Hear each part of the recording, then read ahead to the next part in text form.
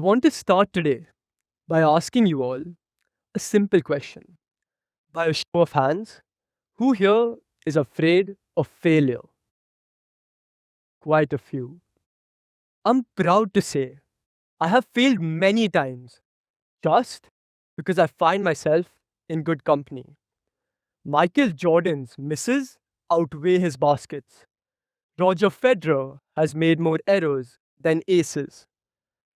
The only difference between a legend and a bystander is that the legend was willing to fail in front of the entire world over and over and over again. Just to be clear, I do not consider myself among these greats. My coach would like that to be officially stated before I get any more delusional. More than once, life has cornered me, pressed me, and tried to squash me. But I guess it chose the wrong person for this metaphor.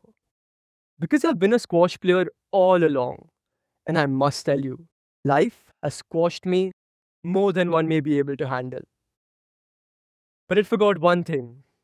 I was raised in a game where the ball always bounces back stronger. And so did I. In fact, after a point, being squashed is something I looked forward to. So let's start at the beginning. It's a good place to start. At 6, I was loud, restless, and full of energy. My family had no idea what to do with me. And so, my parents signed me up for squash, partly just to channel all that energy, and partly just because there could be some peace at home.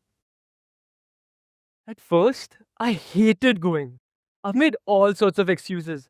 My stomach's hurting, I've twisted my ankle, and sometimes even fainting like a Bollywood hero. But along all that, resistance changed into passion, and that's where my journey truly started. I played my first real tournament at the age of 7. I got squashed, literally. I failed so badly. It wasn't quiet or narrow, it was an absolute failure. I lost 11 love, 11 love, 11 1. 1 point away from a triple bagel. But that day, something inside me changed. I stopped wanting to just play the sport and started wanting to earn the right to play the sport. And a few years later, at the age of 9, I entered into the Indian Junior Open, one of India's biggest junior tournaments. I was the underdog, unseeded, unranked, unknown. Across the draw were big names everyone expected to win. And somehow, from a child who just won 1 point, I breezed through all the rallies. I won. That day, I didn't just win a title or a trophy. I want proof that being squashed at the start means nothing if you refuse to stay down. Squash has never really been the sport that makes people's head turn. Societal pressure to pick a fancier sport has tried to squash the dream out of me until it was small enough that it could fit into the cage they could provide. I remember I was in Jaipur for a tournament. I booked a cab to go to the venue for a match, and the driver asked me, Bhaiya, what sport do you play? I said squash. He looked blank, completely clueless. I'm sure most of y'all don't even know what squash is. So I tried explaining it to him. I said it's played in a closed court with 3 walls, glass at the back, you hit the ball on the wall, it comes back, and the other player hits it. He had no idea what I was talking about. And at this point, nor did I. So I just paused, smiled, looked at him, and said, basically tennis. And he immediately goes, Acha, tennis. Yeah. And there I was, smiling on the outside, but broken on the inside. His words were proof enough that the world tries to squash everything that does not fit in its popularity labels. And then I sat thinking, what if I'd chosen another sport? Maybe more fame, more crowd, maybe it would look more shiny. Maybe it would look more successful. But it would not have been mine. My love for squash made me take this squash with a smile. And that's why I chose something that made me feel alive. And that to me is Viva la Vida. Not living a life people admire from a distance, but living a life that is real, honest, and completely yours. Life undiluted. This is not it. My injuries have been my constant companions, my frenemies, my ultimate mates. They too have tried to squash the life out of me until I was just the shadow of the self I used to be. I've gotten injured twice, both times right before the Asian Junior Selection trials. Once because of a fractured ankle, and once because of a bronco attack. Because when you're injured, it doesn't just hurt physically, it hurts to see your dream continue without you in it. And while I was sitting in pain, crying miserably, feeling sorry for myself, my coach had no interest in pity. He said, "So, what if one leg is fractured? We'll train the other." No soft words, no sympathy speech, no permission to quit. He dragged me back to work. And some of the hardest sessions of my life were when I was hurt, frustrated, and convinced I had nothing left to give. And in squash, there's a shot called the lob. When the game's too fast, when you're gasping for air, you don't just panic and swing harder. You slow the game. You lift the ball. You make the moment wait for you. And that's what we did. The very next year, those quiet moments of patience finally paid off.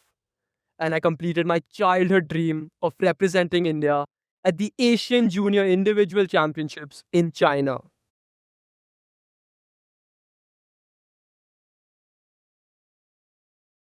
In fact, life has a funny sense of timing. After a game in China, a Chinese boy came up to me asking for my autograph. I remember thinking, I'm just a teenager and you want my autograph? Really, me? So I just signed it proudly. Because sometimes when life gives you moments so absurd, you just smile and take them. An athlete's life is full of complete ups and downs. The string of defeats that have marked my career have tried to squash the ambition out of me until I was just a man begging the world to stop proving I didn't belong. I lost 11 finals in a row. Yes, 11. Do you know how it feels to come so close again and again and again and still leave empty handed? To keep reaching the door but never being allowed in because I was trying everything, giving everything, and sacrificing everything. Do you know how hard it is for a 15-year-old to wake up at 5 a.m. every morning, train for months on end, miss the pizzas and parties where all your friends are enjoying their teenage life? I'm not complaining, but every single one of those 11 losses hit much harder than expected. And still, nothing moved. But then came a day. The Asian Junior Selection trials again. This time, across me, one of my closest friends. Funny how life makes you fight the people you truly care about. Last match, the one that decided selection. Do or die. Last few points. He got selected. He won. I didn't. But then I realized, is winning the only way to leave proud and happy? Because when you give something, you're everything, without shortcuts, excuses, and holding back. Even a loss does not feel like a loss, it just feels real. And in squash, you don't have to be perfect at everything. There's a cross court shot. When nothing's going your way, you change the angle. You go where they don't expect you to. That's what I had to learn. Thinking clearer, playing freer. And then came a day I will never forget. the Indian Junior Open again. The same tournament I once won when I was a child and shocked the entire world. But this time across me to the World Junior Bronze medalist. I was 2-0 up, but lost in a close 5-setter. But that day I realized, is winning the only way to leave? I realized how far a boy can travel without ever leaving the same court. My game had kept me grounded, with my feet firmly held inside the squash court, but had taken me places I can never imagine. With reach outs and emails from most of the Ivy League universities, I realized that being squashed by squash is probably one of the best things to ever happen to me. People say results don't matter, but honestly, they do. And failure is real. It hurts. I hate losing, but it doesn't define you. Because every single time life has tried to squash me, it forgot one thing. I was raised in a game where the ball always bounces back stronger. And that led me to become ranked among the top 3 in the Indian rankings.